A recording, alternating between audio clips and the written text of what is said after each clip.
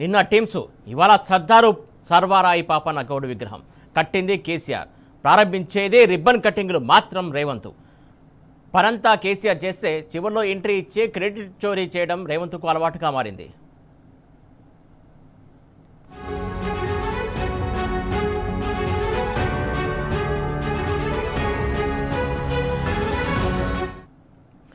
సమానత్వం, సామాజిక న్యాయం, అధికారంలో భాగస్వామ్యం కోసం యుద్ధం చేసినటువంటి మహాయోధుడు సర్దారు సర్వాయి పాపన్న గౌడ్.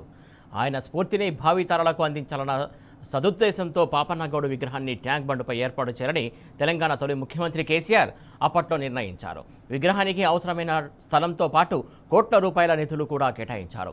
విగ్రహ ఏర్పాటు తర్వాత సర్వాయి పాపన్న జయంతి, వర్ధంతిని అధికారికంగా నిర్వహించాలని ఆనాడే కేసీఆర్ ఆదేశించారు. పాపన్న స్ఫూర్తితో అణగారిన బహుజన వర్గాలు రాజ్యాధికారం కోసం పోరాడాలని పిలుపునిచ్చారు. కానీ గద్దెనెక్కిన 2.5 ఏళ్ల తర్వాత తానే సర్వాయి పాపన్న గౌడ్ విగ్రహాన్ని ఏర్పాటు చేసినట్లు సీఎం రేవంత్ రెడ్డి బిల్డప్ ఇస్తున్నాడు. అందుకే ముఖ్యమంత్రి రేవంత్ తీరుపై విమర్శలు వెల్లువెత్తుతున్నాయి. క్రెడిట్ చోరీకి రేవంత్ కేరాఫ్గా మారడని జనం మండిపడుతున్నారు.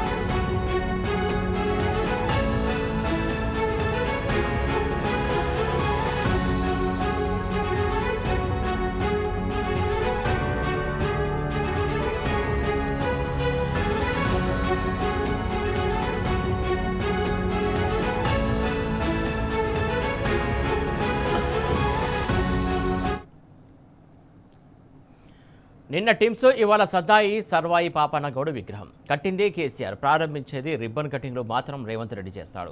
పనంతా కేసీఆర్ చేస్తే చివరిలో ఎంట్రీ ఇచ్చి క్రెడిట్ చోరీ చేయడం రేవంత్కు అలవాటుగా మారింది.